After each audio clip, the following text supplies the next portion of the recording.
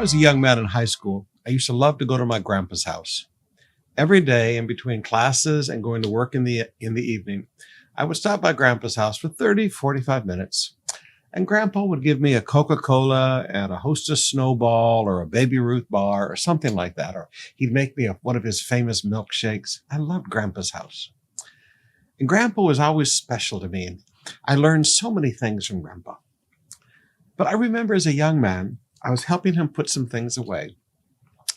And I was opening one of his drawers in his bedroom, and it was full, like, of ties. And then I opened another drawer to put it in, and it was another drawer full of ties. I'm talking about big drawers and deep drawers full of ties. There were fat ties, there were skinny ties, there were middle-sized ties, there were ties with stripes, there were ties with prints, there were bright ties, there were quiet colored ties. And I remember saying, Grandpa, why do you have so many ties and so many different kinds of ties? And some of them look so old-fashioned. And my grandpa said, Davy, if you hang on to things long enough, grandpa was Ilocano, all right? He was very Ilocano. He said, Davy, if you hang on to things long enough, they come back into style again. Now, I've lived long enough now to realize that there is really nothing new under the sun. I looked across the front row the other night of the services, and there was Pastor Sarah wearing a pair of shoes that looked just like a picture I've seen of my grandmother wearing shoes when she was a young lady, the tall, high lace-ups. And I just chuckled to myself and thought again, there's nothing new under the sun. Now, this is how Solomon says it in Ecclesiastes 1, beginning with verse 9. These are the words of the teacher, King David's son, who ruled in Jerusalem. Everything is meaningless, says the teacher, completely meaningless.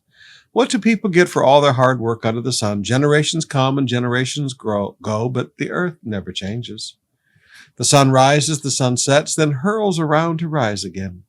The wind blows south, then turns north. Round and round it goes, blowing its circles.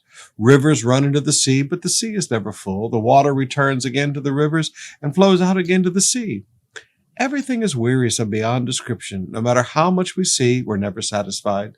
No matter how much we hear, we're not content. History merely repeats itself. It has all been done before. Nothing under the sun is truly new.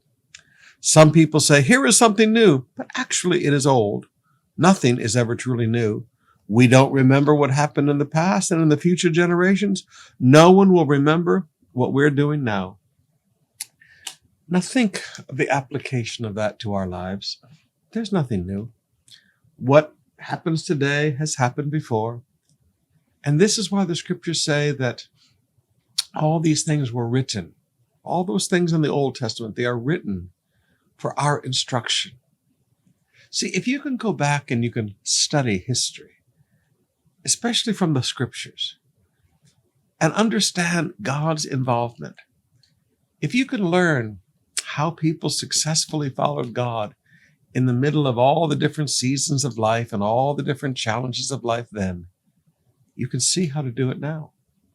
When it comes to false doctrines, I've now lived long enough to realize there's nothing new under the sun. The extreme controlling of church members under the shepherding movement back in the 60s and 70s, it's returned again. They call it discipleship, but really it's controlling of the people. The same false doctrines of weird grace that were, oh my goodness, all the way back to the early church fathers in 100 AD and following. You'll find the same doctrines today. Now, one of the things that you do learn is this. As false doctrines continue to repeat themselves in the world, they get better at their arguments. But so also is an understanding of truth. We get better at understanding truth. Knowledge is cumulative, both in the negative and in the positive. I want to challenge you today. Go back and study. That's why I've got a whole series of books on the church fathers. And I like to go back and study what it was like in the 100s, the 200s, the 300s. And you go back and you see the problems of the church then are just like now. You read through 1st and 2nd Corinthians and you realize problems that happen inside local churches today are just like the problems that happened pastors faced in churches in that day. There's nothing new under the sun. Go back and learn from biblical history and learn how to handle the situations today, because it's all happened before.